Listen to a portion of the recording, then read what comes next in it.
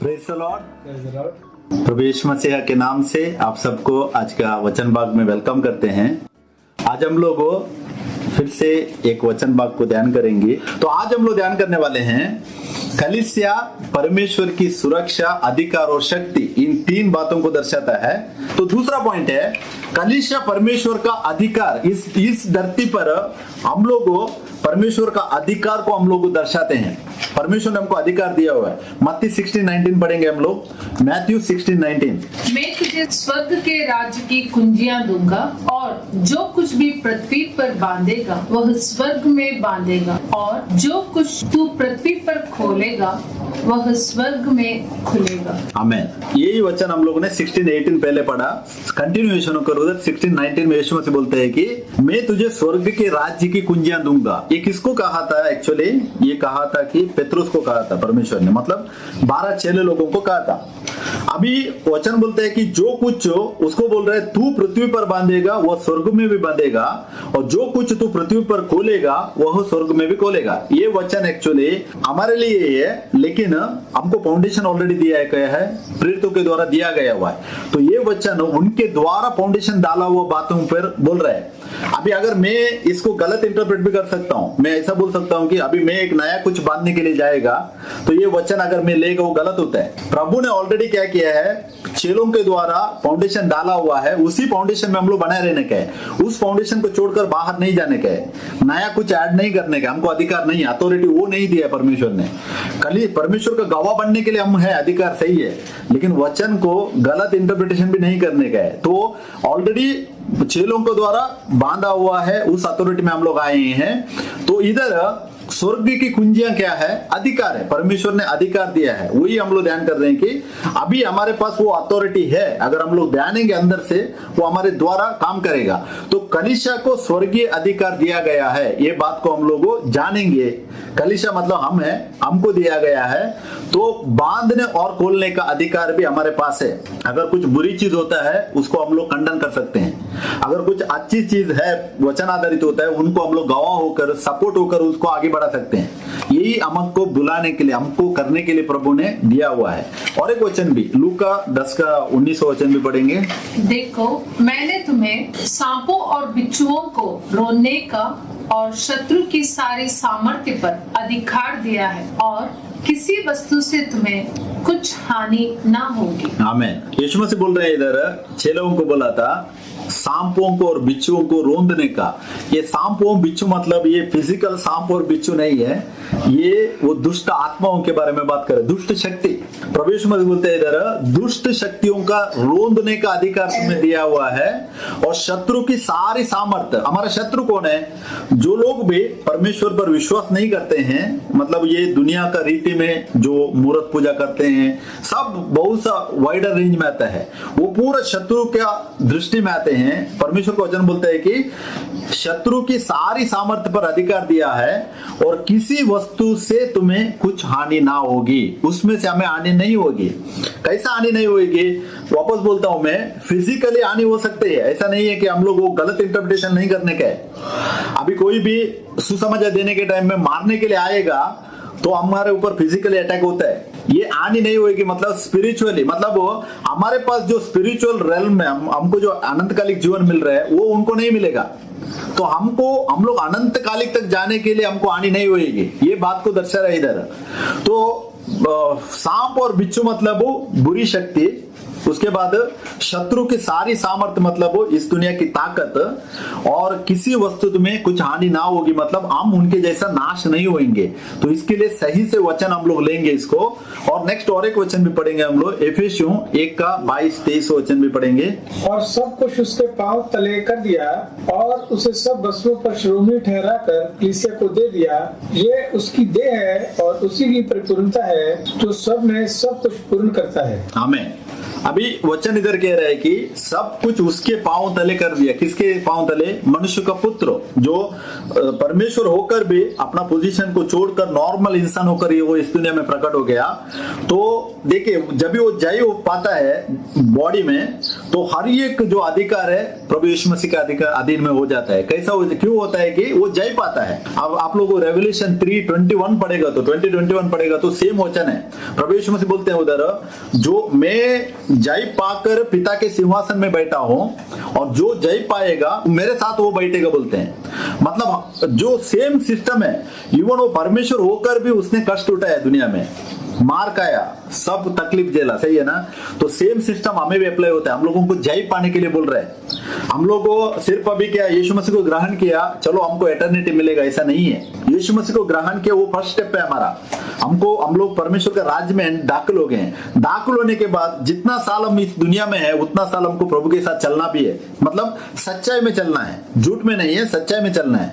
अगर सच्चाई में चलकर हम लोग अगर हमारे जिंदगी में जय पाएंगे तो आखिर में क्या होगा, दूसरा आगमन में प्रभु के साथ एक होंगे और प्रभु का सिंहासन मतलब क्या, उसका अधिकार में हम लोग भाग लेंगे। तो इधर वही बोल रहे हैं कि एफेसियंस 1:22-23 में सब कुछ उसके पांव तले कर दिया।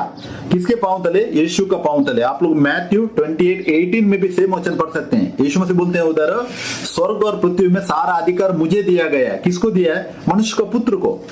परमेश्वर था वो, फिर भी मनुष्य का पुत्र होकर उसने सब कुछ हासिल किया है, मुझे दिया गया। और उसे सब वस्तुओं पर शिरोमणि ठहरकर कलीसिया को दे दिया। कलीसिया कौन है? आज हम कलीसिया हैं। तो प्रभु का जितना भी अधिकार प्रभु ने अपनाया है वो सारा अधिकार हमारे पास है। हमारे पास है मतलब वो एक इंसान के पास नहीं है। जितना भी लोग सच्चाई से प्रभु के पीछे हो ले रहे हैं वो सबके पास प्रभु का अधिकार है। प्रभु ने हमको अधिकार दिया हुआ है। ये सच्चाई को हम जानने का है। कलीसिया को दे दिया मतलब वो कौन सा भी एक डिनोमिनेशन को दिया ऐसा नहीं है, या कोई भी अपना कलीसिया बना के बैठे हैं। आज अपना कलीसिया हम लोग नहीं बनाने का, क्योंकि कलीसिया प्रभु का है। हम लोगों ने देखा मसीह का देह, नीचे देखिए पढ़ सकते हैं इसी का 22 में पढ़िए, 23 में, यह उसकी देह है। कलीसिया जो है उसकी देह मतलब क्या है कि हम प्रभु का देह, मतलब प्रभु हमारे अंदर वास करता है। आत्मा, पवित्र आत्मा बोलते हैं हम लोग। पवित्र आत्मा किधर है? हमारे अंदर है। क्या मेरे अकेले के अंदर है? नहीं है, आप लोगों के अंदर है, सबके अंदर है। जो लोग भी प्रभु यीशु को ग्रहण किया, परमेश्वर ने पक्षपात नहीं किया, सबको दे दिया है। अभी वो बीच में बाद में आता है सेवकाई सेवा करने के लिए दिया है, वो अलग टॉपिक है हम लोग। लेकिन अभी जो दर्जा है सबको सेम दिया है। मेरे को होने दो, मेरे बीवी को होने दो, ब्रदर को होने दो, इधर जितने भी लोग आप लोग जुड़े हैं सब लोगों को समान दर्जा दिया हुआ है। मतलब प्रभु सेम, प्रभु आपके अंदर जितना है उतना अंदर मेरे अंदर भी है। वही सच्चाई मेरे अंदर है।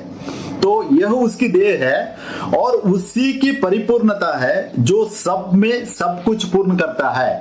कलीसिया मतलब मेरे अंदर ही होकर परमेश्वर सब कुछ इस दुनिया में करना चाहते हैं। अगर मैं ही मौका नहीं देगा, मैं क्या करेगा, वचन को अगर गलत इंटरप्रिटेशन करेगा या मैं एक थोड़ा हाई लेवल का दर्जा लेकर अगर बैठेगा तो प्रभु मेरे से नाराज होता है। प्रभु को मैंने नाराज नहीं करने का है। हम सब एक देह है। इस कॉन्सेप्ट को हम लोग लाना पहले फर्स्ट वेरी वेरी इंपॉर्टेंट है। हम लोग सब एक देह है, एक कलीसिया है। इस बात के हम लोग ध्यान रखें, क्योंकि परमेश्वर का अधिकार एक इंसान के द्वारा प्रकट नहीं होता है, हमारे सबके द्वारा प्रकट होता है। परमेश्वर ने पक्षपात नहीं किया। अगर आप लोग यूहन्ना 3:16 पढ़ने के टाइम वचन क्या बोलता है, परमेश्वर ने दुनिया से इतना मोहब्बत किया कि अपने इकलौते पुत्र को दे दिया। जो कोई उस पर विश्वास लाता है उसको क्या किया, परमेश्वर का उसने संतान होने के लिए, यूहन्ना 1:12 में बोलता है कि उसका संतान होने के लिए अधिकार दिया। अभी संतान बोलने के टाइम हम सब संतान है। एक इंसान बड़ा संतान, छोटा संतान, जैसा अभी दुनिया में है ना, बड़ा बेटा है तो ज्यादा ये मिलेगा, क्या बेनिफिट मिलेगा, और छोटा बेटा है तो उसको थोड़ा कम मिलेगा। ऐसा परमेश्वर का राज्य में नहीं है। हम सब संतान बोलने के टाइम में सबके साथ सेम अधिकार है। इस बात को आप लोग ग्रहण कर सच्चाई में बने रहकर, अगर गलत चल रहा है, जो लोग भी गलत कर रहे हैं उसको खंडन भी करने का है। क्योंकि हमको सबको सेम दर्जा देने के बाद अगर एक इंसान ऊपर बैठकर आपके ऊपर अगर राज चलाना चाहता है उसको चेतावनी भी देने का है। ये वेरी इंपॉर्टेंट है, क्योंकि वचन जानने के बाद सिर्फ वचन को छुपाकर अंदर नहीं रखना है, वचन को ऊपर रखकर सबको दीवट उजाला मिलने के लिए वो सबके सामने रखना भी बहुत जरूरी है। और दूसरा कोरिन्थियों 10:4 और 5 वचन भी पढ़ेंगे हम लोग। क्योंकि हमारी लड़ाई के हथियार शारीरिक नहीं पर गढ़ों को ढा देने के लिए परमेश्वर के द्वारा सामर्थ्य हैं। सो हम कल्पनाओं को और हर एक ऊंची बात को जो परमेश्वर की पहचान के विरोध में उठती है खंडन करते हैं और हर एक भावना को कैद करके मसीह का आज्ञाकारी बना देते हैं। आमेन। देखिए हमारा जो हथियार क्या है अभी शारीरिक नहीं है परंतु परमेश्वर के द्वारा सामर्थ्य है। वचन चारों वचन में हम लोगों ने पढ़ा क्योंकि हमारी लड़ाई के हथियार शारीरिक नहीं है, ये बात ध्यान देंगे हम लोगों, पर गढ़ों को ढा देने के लिए परमेश्वर के द्वारा सामर्थ्य है। हमको सबको बोल रहे हैं, कलीसिया के लिए लिख रहा है पौलुस के द्वारा, कोरिन्थियस का कलीसिया को लिख रहा है। जो भी लोग पढ़ते हैं ये सब लोगों को अधिकार परमेश्वर दे रहा है।